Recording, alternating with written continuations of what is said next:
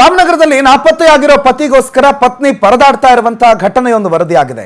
ಪ್ರೀತಿಸಿ ರಕ್ಷಿತಾ ಅನ್ನುವಂತ ಯುವತಿಯನ್ನ ಪ್ರತಾಪ್ ಅನ್ನುವಂತ ಯುವಕ ಮದುವೆಯಾಗಿದ್ದ, ಪ್ರೀತಿ ಮಾಡಿ ಮದುವೆಯಾಗಿದ್ದ. ಇವರಿಬ್ಬರ ಲವ್ ಆರಂಭ ಆಗಿದ್ದು ಇನ್ಸ್ಟಾಗ್ರಾಮ್ನಲ್ಲಿ. ಅಂತರ್ಜಾತಿ ವಿವಾಹವಂತ ಇವರಿಬ್ಬರದ್ದು ಇನ್ಸ್ಟಾಗ್ರಾಮ್ನಲ್ಲಿ ಪ್ರೀತಿಯಾಗಿ ಆಮೇಲೆ ಅದು ವಿವಾಹ ಆಗಿತ್ತು.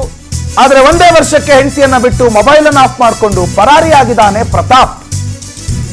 ಕಳೆದ 5 ತಿಂಗಳಿಂದ ಪತ್ನಿ ರಕ್ಷಿತಾ ಸಂಪರ್ಕಕ್ಕೆ ಸಿಗ್ತಾನೆ ಇಲ್ಲ.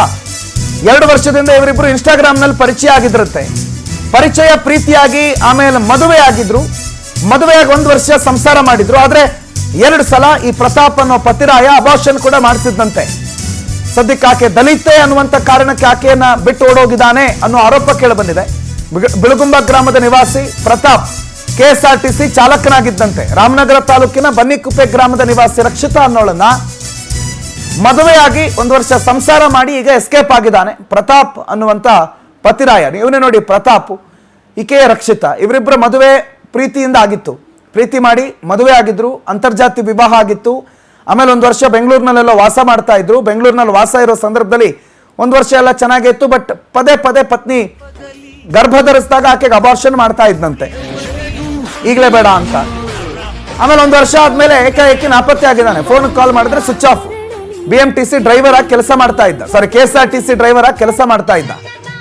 ಈಗ ಆತ ಎಲ್ಲಿದ್ದಾನೆ ಗೊತ್ತಿಲ್ಲ. ನನ್ನ ಪತಿಯನ್ನ ನನಗೆ ಹುಡುಕೊಡಿ, ನನ್ನ ಸಂಸಾರಕ್ಕೆ ಸಹಾಯ ಮಾಡಿ ಅಂತ ಪತ್ನಿ ಈಗ ಲಗೇಜ್ ಸಮೇತ ಬಂದು ಮನೆ ಮುಂದೆ ಕೂತು ಧರಣಿ ನಡೆಸ್ತಿದ್ದಾರೆ. ಅಂದ್ರೆ ನನ್ನ ಲವ್ ಮ್ಯಾರೇಜ್ ಆಗಿದ್ದಾರೆ.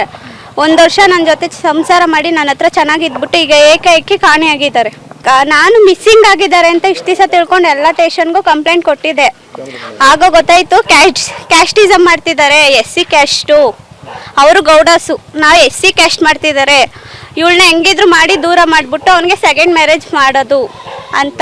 ನನಗಿವಾಗ ನ್ಯಾಯ ಸಿಗಬೇಕು ಸರ್. ಅವ್ನು ಎಲ್ಲಿದ್ರು ಬರಬೇಕು, ನನಗೆ ನ್ಯಾಯ ಸಿಗಬೇಕು. ಪ್ರಾಬ್ಲಮ್ ಅಂದರೆ ನನ್ನ ಲವ್ ಮ್ಯಾರೇಜ್ ಆಗಿದ್ದಾರೆ.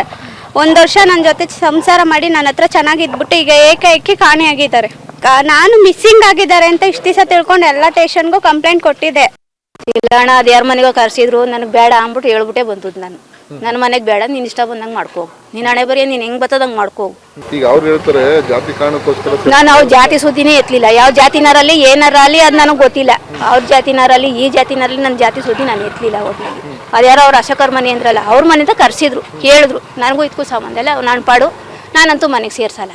ನನಗೆ ಬೇಡ ಕಣಪ್ಪ, ನಾನು ಹೆಂಗೋ ಕೂಲಿಗೆ ಹಾಕೊಂಡು ಉಂಟುಂತೀನಿ, ನಮ್ಮ ತಾಯಿ ಮನೇಲಿ ಹೆಂಗೋ ಜೀವನ ಮಾಡ್ತೀನಿ, ನಮ್ಮ ತಾಯಿ ನೋಡಿಕೊಂಡು.